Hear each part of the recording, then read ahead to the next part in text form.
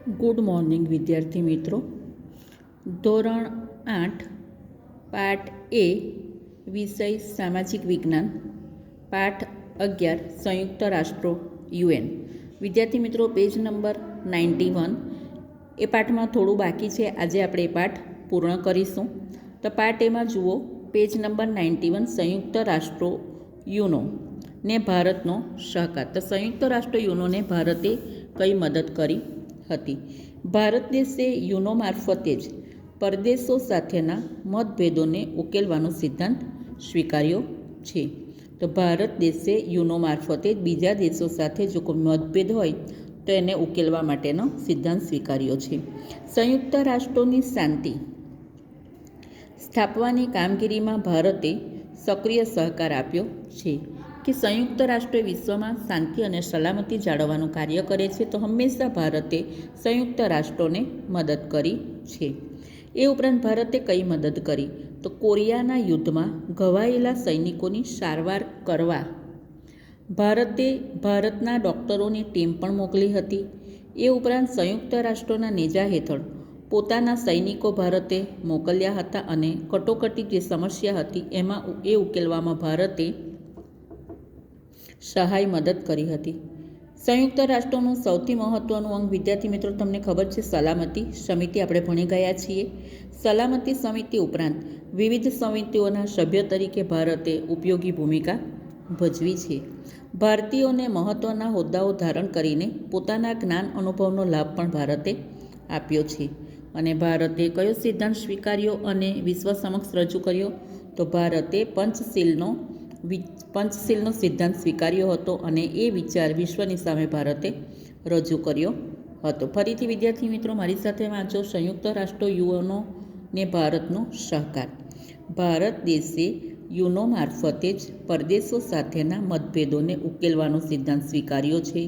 સંયુક્ત રાષ્ટ્રોની શાંતિ સ્થાપવાની કામગીરીમાં ભારતે સક્રિય સહકાર આપ્યો છે.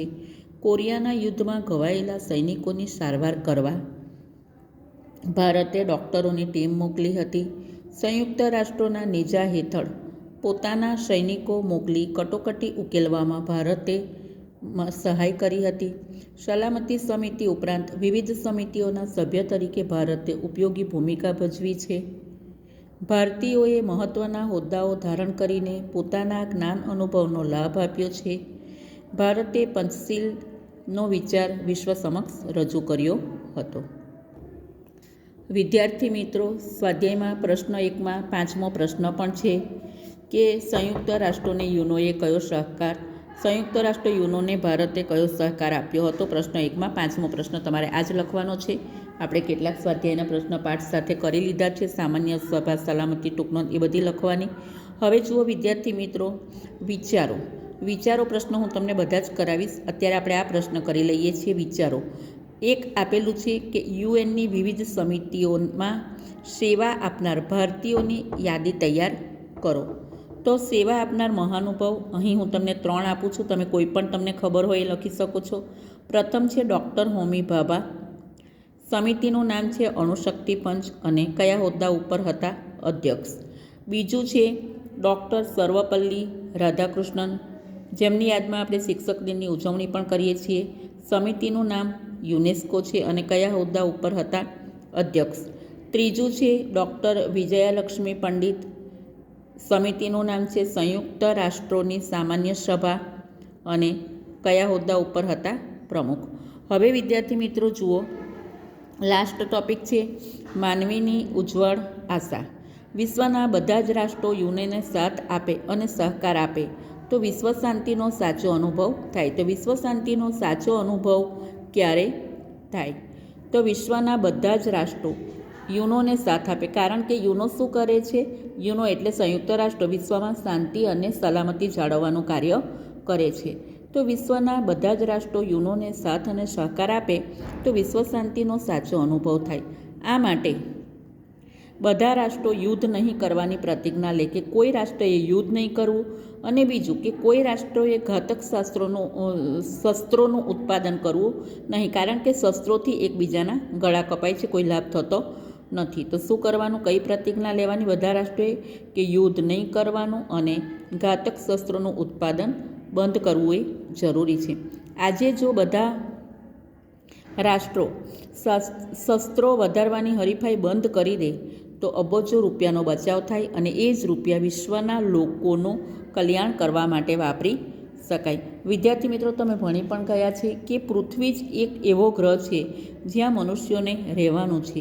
તેથી માનવીએ વિશ્વ ઐક્ય, વિશ્વના બધા દેશોએ એકતા રાખવી જોઈએ અને વિશ્વ શાંતિ માટે, વિશ્વના બધા દેશોમાં શાંતિ જળવાય એ માટે સંયુક્ત રાષ્ટ્રોની સફળતાને મહત્ત્વ આપવું જોઈએ. હવે વિદ્યાર્થી મિત્રો સ્વાધ્યાય જુઓ. સ્વાધ્યાયમાં જુઓ વિદ્યાર્થી મિત્રો, ખરા ખોટા બીજા પ્રશ્નો આપણે કરી લીધા છે જે તમારે CW નોટમાં લખવાના છે.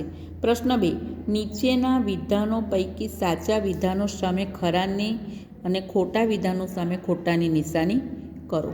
એમાં વિદ્યાર્થી મિત્રો પ્રથમ જુઓ, વીટો સત્તા એટલે સલામતી સમિતિના કોઈપણ નિર્ણયને નામંજૂર કરવાનો અધિકાર. આ વિધાન સાચું છે. નંબર 2, લીગ ઓફ નેશન્સની સ્થાપના વખતે ભારત સ્વતંત્ર રાષ્ટ્ર ન હતું. આ વિધાન સાચું છે. નંબર 3, યુનેસ્કોના અધ્યક્ષ તરીકે ભારતના વિજયાલક્ષ્મી પંડિત ચૂંટાઈ આવેલા. આ વિધાન ખોટું છે. ચોથું, દર વર્ષે 26મી જાન્યુઆરીએ યુનાઇટેડ નેશન્સ ડે ઉજવાય છે. આ વિધાન ખોટું છે. પ્રજાસત્તાક દિન ઉજવાય છે. નંબર 5, સંયુક્ત રાષ્ટ્રની સલામતી સમિતિમાં 5 રાષ્ટ્રો કાયમી સભ્ય છે. તો આ વિધાન કેવું છે? આ વિધાન સાચું છે. બરાબર છે. નીચે જુઓ વિદ્યાર્થી મિત્રો પ્રશ્ન નંબર 4, નીચે જણાવેલ સંસ્થાઓના પ્રતીકો લોગો શોધી તમારી નોંધપોથીમાં ચોંટાડીને અથવા તો દોરીને તેની સામે સંસ્થાનું વિસ્તૃત નામ લખો. તો વિદ્યાર્થી મિત્રો તમે એને ચોંટાડી પણ શકો છો અને તમે દોરવું હોય તો પેન્સિલથી દોરી પણ શકો છો. એક તમને આપેલું છે ફાઓ. ફાઓ એટલે ફૂડ એન્ડ એગ્રીકલ્ચર ઓર્ગેનાઇઝેશન. પછી વિદ્યાર્થી મિત્રો આપેલું છે ફાઓ તો લખેલું જ છે અંદર યુનિસેફ. યુનિસેફનું નામ હું તમને બોલું છું, united nations international children emergency fund. ફરીથી બોલું છું, તમે લખી લો. તમારી ટેક્સ્ટબુકમાં તો આપેલું જ છે, નહીં તમારી સાથે લખી લો. UNICEF, united nations international children emergency fund. United nations international children emergency fund. પછી આપેલું છે WHO. એ તો અત્યારે તમને ખબર જ હશે બધાને, ન્યૂઝપેપરમાં પણ આવે છે. World health organization. World health organization. પછી જુઓ યુનેસ્કો. એનું નામ પૂરું બોલું છું યુનેસ્કોનું, united nations educational scientific and cultural organization. ફરીથી બોલું છું, united nations educational scientific and culture organization. બરાબર, તો એ તમે કરી શકો છો અંદર. ચાલો વિદ્યાર્થી મિત્રો, હવે આપણે બીજી ચર્ચા કરીએ છીએ. પ્રશ્ન નંબર 5 જોઈએ છીએ. બરાબર છે, સામેના પેજ ઉપર જુઓ. પ્રશ્ન નંબર 5, આંતરરાષ્ટ્રીય સ્તરે કામગીરી કરતી સંસ્થાને તેના પ્રતીક પરથી તમારા મિત્ર, શિક્ષક તેમજ ઇન્ટરનેટના માધ્યમથી ઓળખી તેનું વિસ્તૃત નામ સામે લખો. તો તમને જે વિદ્યાર્થી મિત્રો પ્રથમ આપેલું છે તે પ્રથમ તમને શેનું ચિત્ર આપ્યું છે? International atomic energy. બરાબર છે, IAEA ઇન્ટરનેશનલ એટોમિક એનર્જી. બાજુમાં જુઓ બીજું IMO international maritime organization. International maritime organization. હવે વિદ્યાર્થી મિત્રો પેજ નંબર 89 જુઓ. 89 ઉપર પ્રવૃત્તિ લખેલું છે. નીચેની સંસ્થાઓના પ્રતીકો, લોગો કે ફ્લેગને ઓળખી તેમના વિસ્તૃત નામ અંગ્રેજીમાં લખો. તો અહીંયા કંઈ દોરવાનું નથી, માત્ર નામ લખવાનું છે. તો નંબર 1 નંબરનું હું નામ બોલું છું. United nations organization. United nations organization અંગ્રેજીમાં લખવાનું છે. ટેક્સ્ટબુકમાં ક્યાંક એના નામ ઇંગ્લિશમાં આપેલા પણ હશે. બરાબર છે. UNITED યુનાઇટેડ નેશન્સ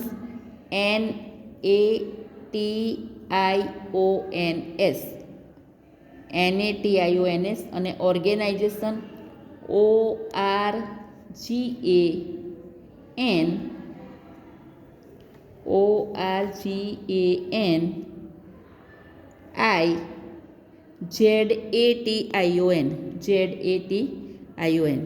હવે જુઓ બીજું આપેલું છે world health organization. WORLD world. World health HEALTH અને ઓર્ગેનાઇઝેશન ફરીથી એકવાર બોલું છું, હમણાં સ્પેલિંગ આવી પણ ગયો તમને. બરાબર છે. ORGANIZATION.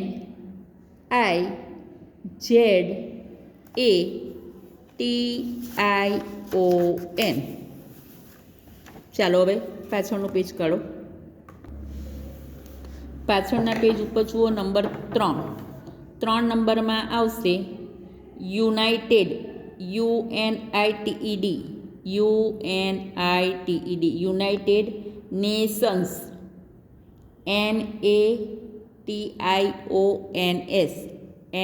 NATIONS nations educational. EDUCATIONAL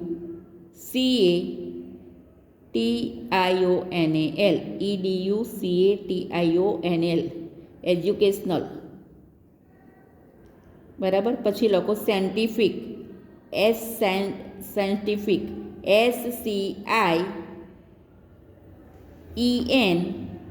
SCIEN scientific. TIFIC and તો આવડે ને કલ્ચરલ. CULTURAL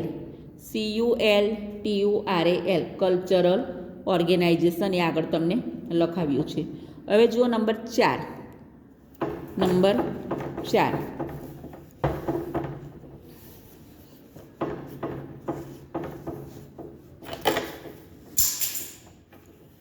આ જુઓ નંબર 4. બરાબર છે. નંબર 4માં લખો ઇન્ટરનેશનલ. ILO લખેલું છે. શું લખેલું છે? I એટલે international. International INTER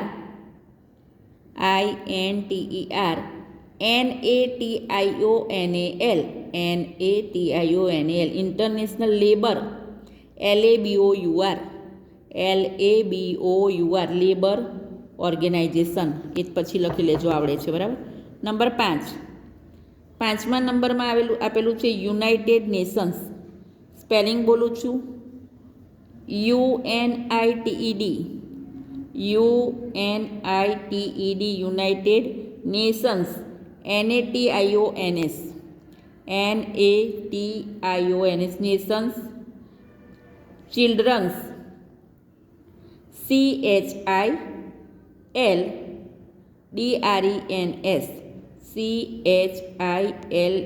CHILDRENS children's. Emergency EMER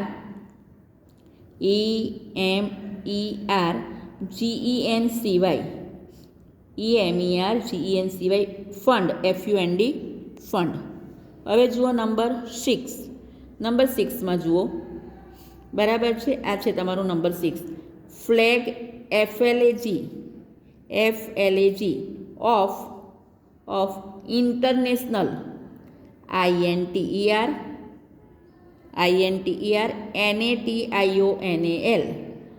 NATIONAL international court. COURT court of. JUSTICE justice.